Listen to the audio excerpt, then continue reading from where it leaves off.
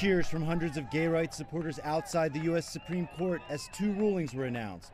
The first, striking down the Defense of Marriage Act, a Clinton-era law that barred the federal government from recognizing same-sex marriages, and a second, paving the way for same-sex marriage in California, the largest state in the U.S. We have now taken this country another important step towards guaranteeing the promise that is in our Constitution, in our Declaration of Independence, that all people are created equal, that all people have the inalienable right to life, liberty, and the pursuit of happiness. As supporters of same-sex marriage celebrated, opponents, mostly religious conservatives, blasted the court. This court has taken upon itself the attempt, a radical attempt to redefine marriage. The Supreme Court has no authority when it comes to the nature of marriage. That authority belongs to the Creator. 13 states plus Washington, D.C. recognize same-sex marriage, but until Wednesday's ruling, the federal government did not. Married gays and lesbians will now get the same tax breaks and Social Security benefits as straight couples, and the Pentagon says it will process benefits for same-sex spouses of service members as soon as possible. Gay marriage will remain illegal in states that have not passed laws allowing it.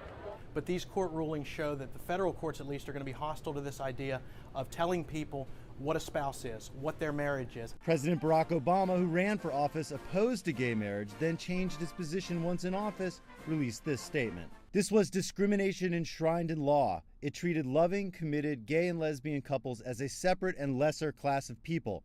The Supreme Court has righted that wrong, and our country is better off for it. Then the president reached out in a more personal way to the plaintiffs in one of the cases. The president's on the line from Air Force One.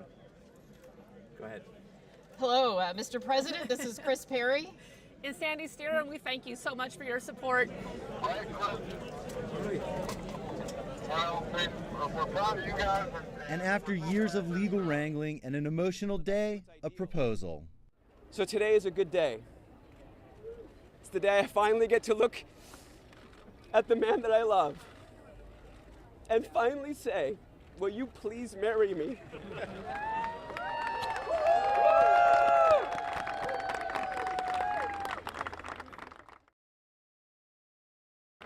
It's still unclear whether states that do not have gay marriage will have to honor same-sex marriages performed in states that do. So there's still a lot of work for people in this movement before they have what they call marriage equality. But for today, Elaine, a major chance to celebrate for people in this movement.